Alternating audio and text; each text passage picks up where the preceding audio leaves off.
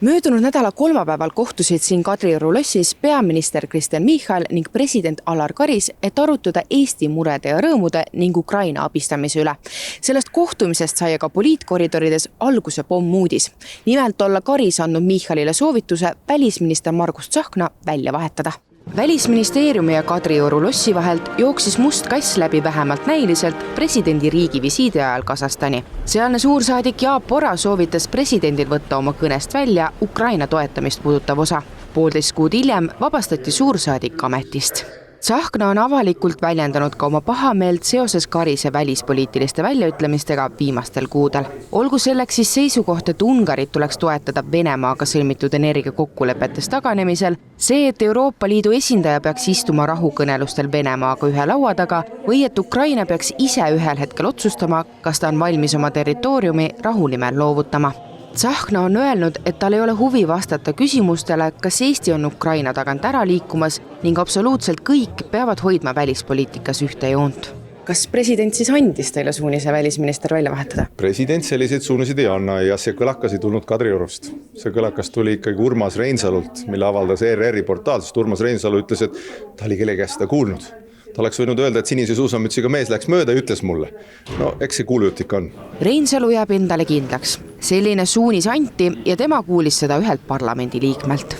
Kust teie kõrvu siis jõudis selline jutt, et just kui Karis oleks andnud suunise Tsahkna väljavahetamiseks?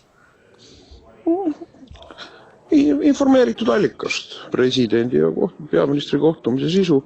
Selle kohta niisugust taustainformatsiooni on levinud, see on õige. Ehk siis teie saate öelda, et teie sellist asja välja ei ole mõelnud, vaid teie seda kuulsite? Jah. Välisminister Margus Tsahkna ei pidanud vajalikuks tema suunas levivaid kuulujutte omalt poolt kommenteerida. Riigikogu liige Raimond Kaljulaid ütleb, et kuulujutt või mitte oleks aeg ministril jonnimine jätta, sest välispoliitiliselt näeb ka see halb välja. See on ilmselge, et välisminister on riigipea suhtes kohatult käitunud. Praeguseks on üle poole kuu siis kestnud olukord, kus välisminister pole leidnud aega presidendiga kohtumiseks. No me välisministrilt ikkagi eelkõige ootame, et ta käituks nagu täiskasvanud professionaalne inimene, et isegi kui on mingid erimeelsused, ei tormaks mitte võib-olla esimese asjana kirjutama pressiteadet või sotsiaalmeediasse neid kommenteerima, vaid võtaks siis ühendust. Need erinevad väljaütlemised on tekitanud olukorra, kus välispoliitika arvelt mulle näib on tehtud sisepoliitikat ehk välispoliitika on muutunud sisepoliitika pikenduseks. Aga tegelikult, eriti praeguses olukorras, peaks olukord vastupidi olema. Peaminister siiski olukorda nii mustades toonides ei näe. Sõbrad saavad olla sõbrad ka siis, kui aeg-ajalt on eriarvamused, sõnas täna Michal valitsuse pressikonverentsil.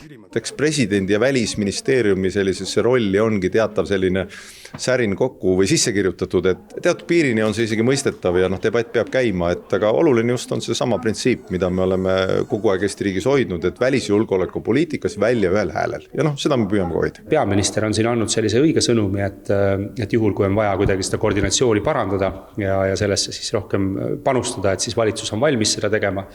Et ma nagu ennustaksin, et küll nad selle välisministri ka nagu õigele teele tagasi juhatavad aja jooksul.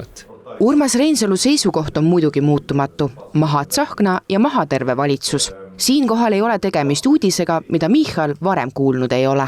Ehk siis ma saan aru, et Margus Tsahknat teie ei kipu kuhugi saatma? Puhkusele siis pikemale? Ei, ma saadan Margus Tsahkna presidendi vabariigi aastapäeva vastuvõtul, kui see minu saata.